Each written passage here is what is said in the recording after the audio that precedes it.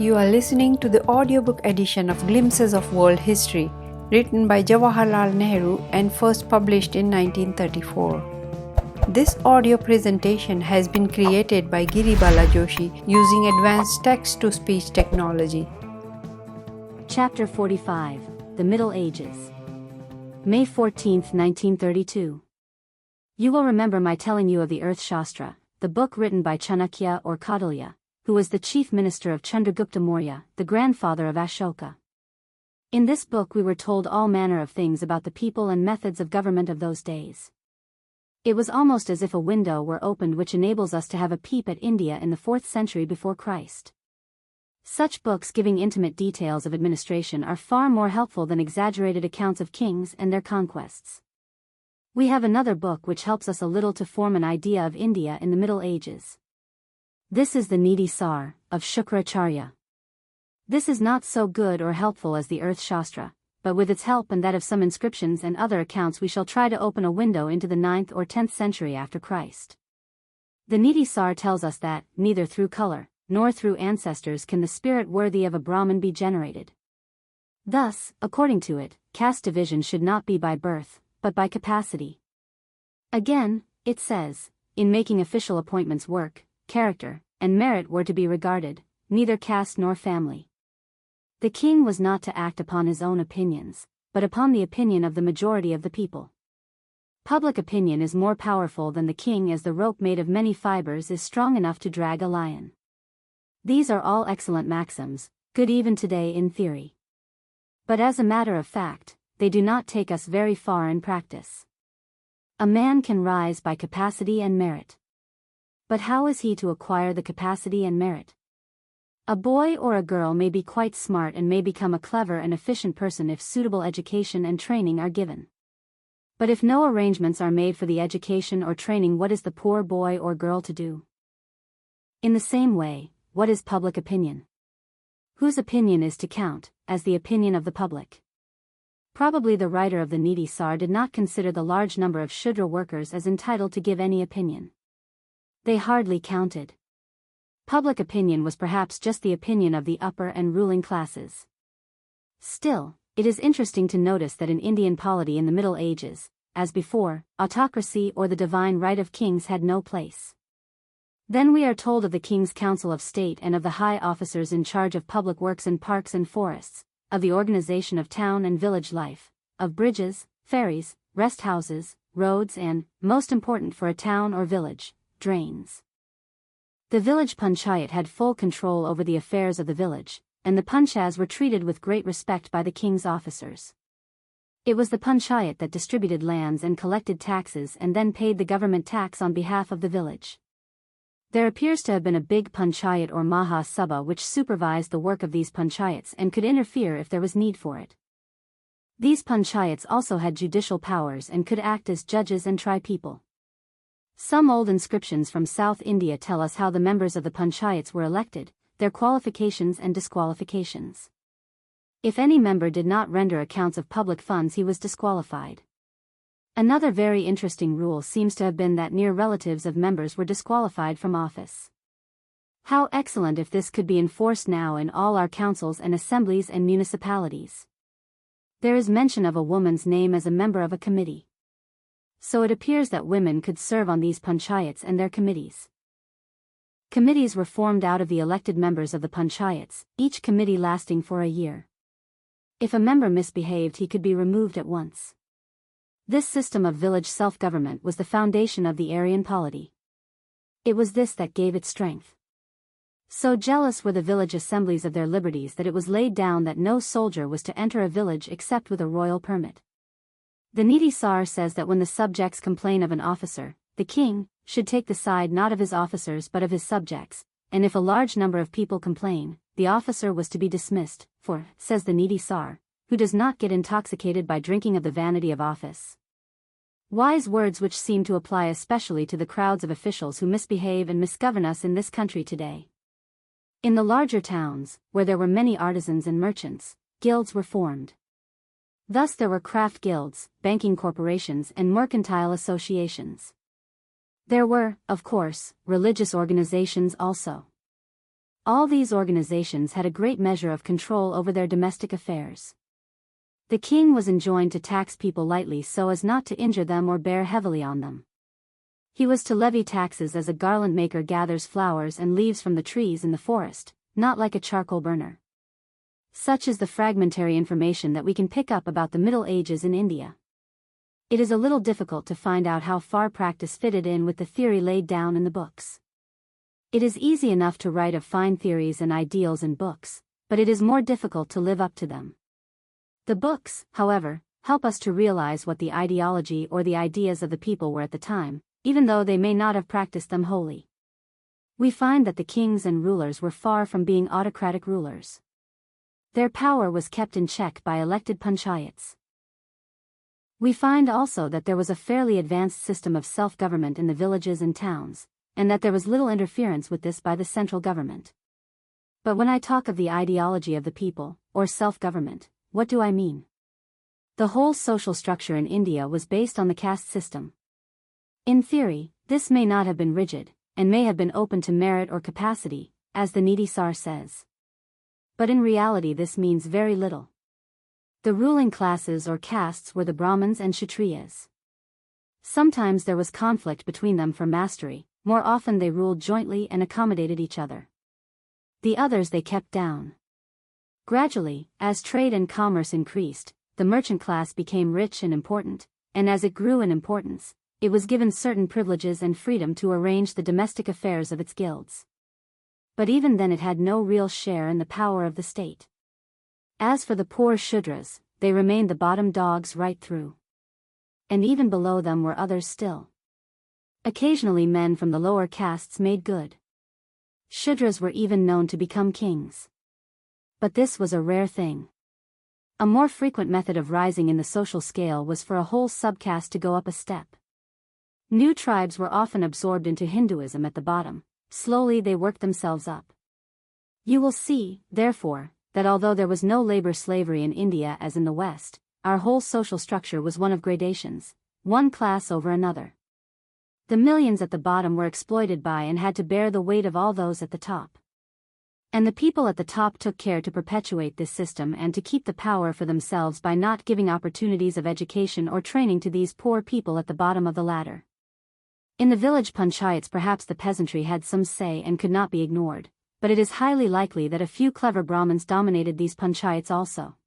The old Aryan polity seems to continue from the days when the Aryans came to India and came into touch with the Dravidians to the Middle Ages of which we are speaking. But there appears to be a progressive deterioration and weakening.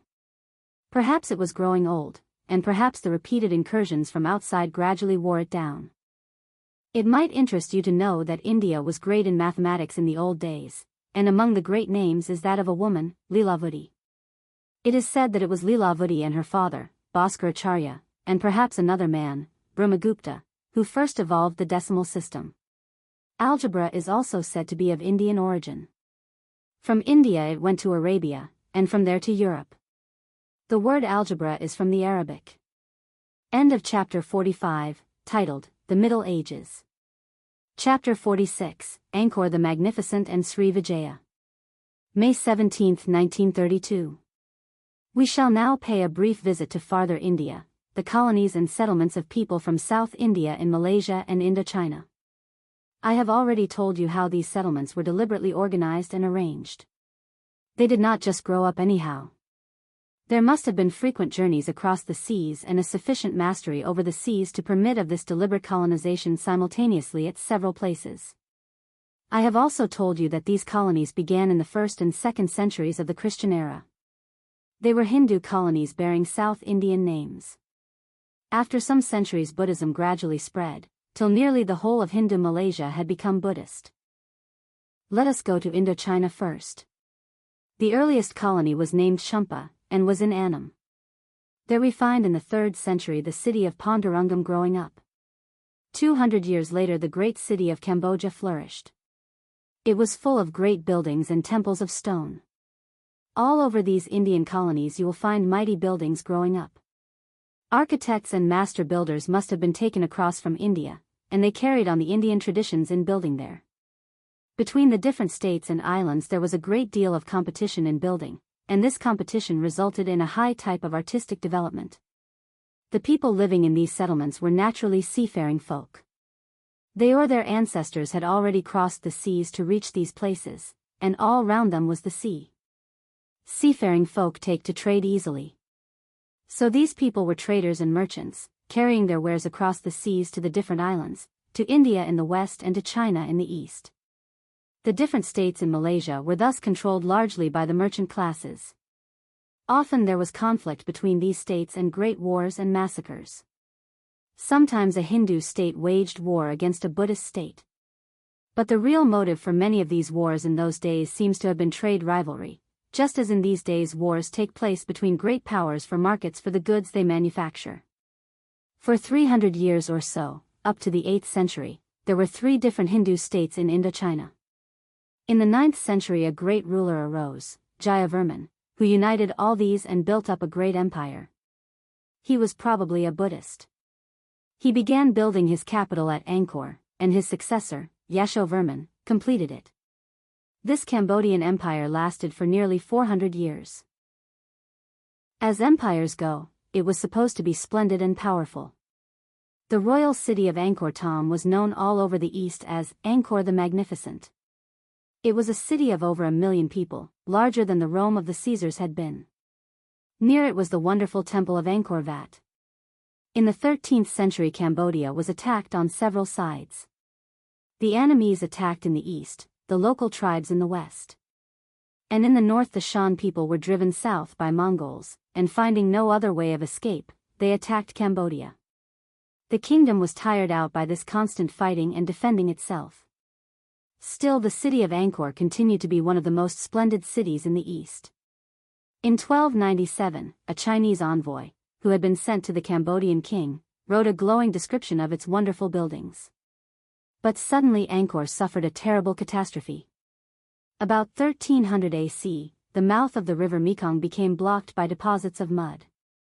The waters of the river could not flow through, and they backed up and flooded the entire region round the great city, turning fertile fields into a great area of useless marshlands. The large population of the city began to starve. It could not stay on, and was forced to leave the city and migrate. So, Angkor the Magnificent was abandoned, and the jungle came and took possession of it, and its wonderful buildings housed wild animals for a while, till the jungle reduced the palaces to dust and reigned unchallenged. The Cambodian state could not survive this catastrophe for long. It collapsed gradually and became a province sometimes ruled by Siam, sometimes by Annam. But even now the ruins of the great temple of Angkor Wat tell us something of the days when a proud and splendid city stood nearby, drawing merchants with their wares from distant lands, and sending out to other countries the fine goods that its citizens and artisans made. Across the sea, not very far from Indochina, lay the island of Sumatra. Here also the Pollavas from South India had established their earliest colonies in the 1st or 2nd century after Christ. These grew gradually. The Malay Peninsula early became part of the Sumatran state, and for long afterwards the histories of Sumatra and the Malay Peninsula were closely allied. The capital of the state was the large city of Sri Vijaya, situated inland in the mountains of Sumatra, and having a port at the mouth of the Palembang River. About the 5th or 6th century Buddhism became the predominant religion of Sumatra. Indeed, Sumatra took the lead in carrying on active missionary work for Buddhism and ultimately succeeded in converting most of Hindu Malaysia to Buddhism. This Sumatran empire is therefore known as the Buddhist Empire of Sri Vijaya. Sri Vijaya went on growing bigger and bigger till it included not only Sumatra and Malaya, but Borneo, the Philippines, Celebes, half of Java, part of the island of Formosa, which belongs to Japan, Ceylon, and even a port in the south of China near Canton. Probably it also included a port in the southern tip of India, facing Ceylon. You will thus see that it was a widespread empire, covering the whole of Malaysia. Commerce and trade and shipbuilding were the chief occupations of these Indian colonies. The Chinese and Arabian writers of the time give us long lists of ports and new colonies subject to the Sumatran state. These lists go on growing. The British Empire today is spread out all over the world, and everywhere it has got seaports and good coaling stations: Gibraltar, the Suez Canal, which is largely under British control, Aden, Colombo, Singapore, Hong Kong, and so on. The British have been a nation of traders during the last 300 years, and their trade and strength have depended on sea power. They have thus required ports and coaling stations at convenient distances all over the world. The Sri Vijaya Empire was also a sea power based on trade. Hence you find that it had ports wherever it could get the smallest footing. Indeed, a remarkable feature of the settlements of the Sumatran state was their strategic value, that is to say, they were carefully located at places where they could command the surrounding seas. Often they were in pairs to help each other in maintaining this command. Thus Singapore, which is a great city now, was originally a settlement of the Sumatran colonists. The name, as you will notice, is a typical Indian name, Singapore. The Sumatran people had another settlement just opposite the straits, facing Singapore. Sometimes they would stretch an iron chain right across the strait and so stop all ships from passing till they paid heavy tolls. So the empire of Sri Vijaya was not unlike the British Empire, though of course it was much smaller. But it lasted longer than the British Empire is likely to last. Its period of highest development was in the 11th century, just about the time when the Chola Empire flourished in South India. But it long outlived this Chola Empire. There were friendly relations between the two for a long time, but both were aggressive seafaring folk with strong navies and widespread trade connections. Early in the 11th century they came into conflict and there was war. The Chola king, Rajendra I, sent an overseas expedition which humbled Sri Vijaya. But Sri Vijaya soon recovered from this shock. At the beginning of the 11th century the Chinese emperor sent a gift of a number of bronze bells to the Sumatran king. In return the latter sent pearls and ivory and Sanskrit books. There was also a letter inscribed on a golden plate in Indian characters, it is said. Sri Vijaya flourished for quite a long time, from its early beginnings about the 2nd century to the 5th or 6th century, when it turned Buddhist, and then gradual and continuous growth till the 11th century. For another 300 years it remained a great empire controlling the trade and commerce of Malaysia. It was overthrown ultimately in 1377 AC by another of the old Pallava colonies. I have told you that the Sri Vijaya Empire spread from Ceylon to Canton in China. It included most of the islands in between. But one little bit it could not subdue. This was the eastern part of Java, which continued to remain an independent state and which also remained Hindu and refused to turn Buddhist. Thus while Western Java was under Sri Vijaya, Eastern Java was independent. This Hindu state of East Java was also a commercial state, and it depended for its prosperity on trade. It must have looked with envious eyes on Singapore, which, because of its fine position, had become a great trade center. Thus there was rivalry between Sri Vijaya and East Java, and this developed into bitter enmity. From the 12th century onwards the Javan state grew slowly at the expense of Sri Vijaya and, as I have said, in the 14th century, in 1377 AC, it defeated Sri Vijaya completely. It was a cruel war and there was great destruction. Both the cities of Sri Vijaya and Singapore were destroyed. Thus ended the second of the great empires of Malaysia, the empire of Sri Vijaya, and over its ruins rose the third of these empires, that of Majapahit. In spite of the cruelty and barbarity shown by the East Javans in their war with Sri Vijaya, it appears from the many books we still have of that period in Java that this Hindu state had attained a high degree of civilization. What it excelled in was building, and especially the building of temples. There were over 500 temples, and among these are said to be some of the world's finest and most artistic specimens of stone architecture. Most of these great temples were built between the middle of the 7th and the middle of the 10th century, that is, between 650 and 950 AC. The Javanese must have brought large numbers of builders and master craftsmen from India and other neighboring countries to help them to build these mighty temples. We shall follow the fortunes of Java and Majapahit in a subsequent letter. I might mention here that both Borneo and the Philippines learnt the art of writing from India, through these early Palawan colonies. Unfortunately many of the old manuscripts in the Philippines were destroyed by the Spaniards. Remember also that the Arabs had their colonies all over these islands from the early days, long before Islam. They were great traders, and wherever trade was to be found, the Arabs went. End of chapter 46, titled, Angkor the Magnificent and Sri Vijaya.